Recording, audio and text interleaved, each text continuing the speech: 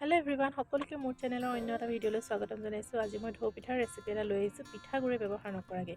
পিঠাগুৰি ব্যৱহাৰ নকৰাকৈ মানে হৈছে আমি যোনটো ৰাইচ পাউডাৰ ইউজ কৰোঁ, ৰাইচ পাউডাৰটো ইউজ নকৰাকৈ মই ডাইৰেক্ট চাউলখিনি পিচিয়ে আজি এই ৰেচিপিটো বনাম।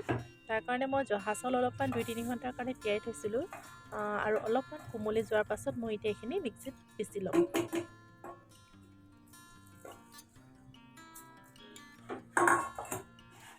আৰু এই চাউলৰ গুড়াখিনি পিচিবৰ কাৰণে মই এক্সট্ৰা পানী ব্যৱহাৰ কৰা নাই, কাৰণ বেছি পানী যদি দিয়া হয় তেতিয়া এইখিনি মিশ্ৰণখিনি বেছি পনীয়া হৈ যাব আৰু এই পিঠাটোৰ কাৰণে ইমান পনীয়া মিশ্ৰণৰ প্ৰয়োজন নাই। সেইটো কাৰণে মই এক্সট্ৰা পানী দিয়া নাই আৰু আপোনালোকেও নিদিব, কাৰণ দিলে মানে আকৌ আপোনাৰ শুকান পিঠাগুড়িৰ প্ৰয়োজন হ'ব।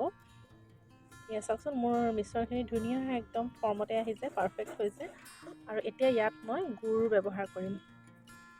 এইটো মই লিকুইড গুড়টো ব্যৱহাৰ কৰিছোঁ। আপোনালোকে এইটো যোনটো আমাৰ ড্ৰাই গুড়টো হয় সেইটো পানীত এনেকৈ গুলি লৈ ব্যৱহাৰ কৰিব পাৰে।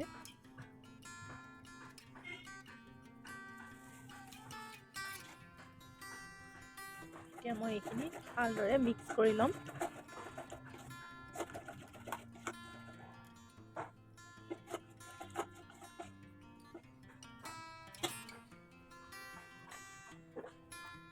এতিয়া ইয়াতে অলপমান নাৰিকল ৰুকি লৈছিলোঁ, সেই ৰুকা নাৰিকলখিনিও মই ইয়াতে লগতে দি দিম মিশ্ৰণখিনিৰ লগত।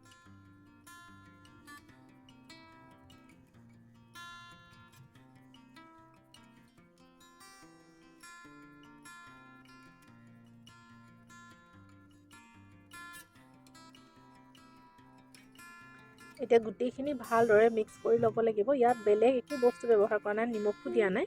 এতিয়া বেটাৰখিনি অলপ সময়ৰ কাৰণে 2-3 ঘণ্টাৰ কাৰণে ৰেষ্ট কৰিব দিব লাগিব। এয়া চাওকচোন, মোৰ আচলতে 2-3 ঘণ্টা নহ'ল, মই ৰাতি কৰিছিলোঁ আৰু ৰাতিপুৱা এইটো ফৰ্মত হৈ আছে।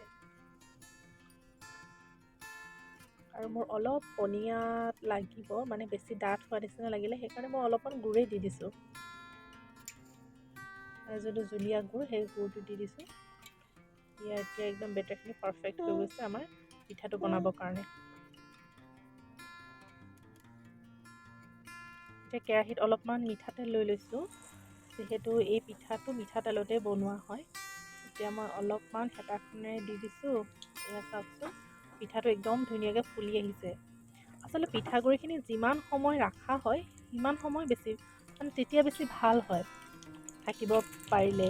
1 ঘণ্টা 2 ঘণ্টা, মিনিমাম 1 ঘণ্টা 2 ঘণ্টা ৰাখিলেও হৈ যায়, কিন্তু বেছি টাইম থাকিলে বেছি ভাল হয়। পিঠাটো কোমলো হয় আৰু এনেদৰে ফুলিও উঠে।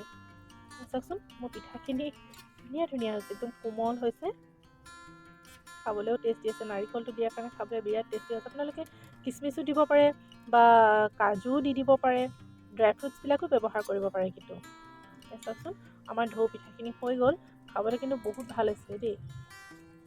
সেয়া চাওক, কিমান কোমল হৈছে নহয়, একদম ধোঁৱা ওলাই আছে। আৰু ভিডিঅ'টো চাই যদি ভাল লাগিলে প্লিজ লাইক, শ্বেয়াৰ, ছাবস্ক্ৰাইব কৰি দিব। ধন্যবাদ।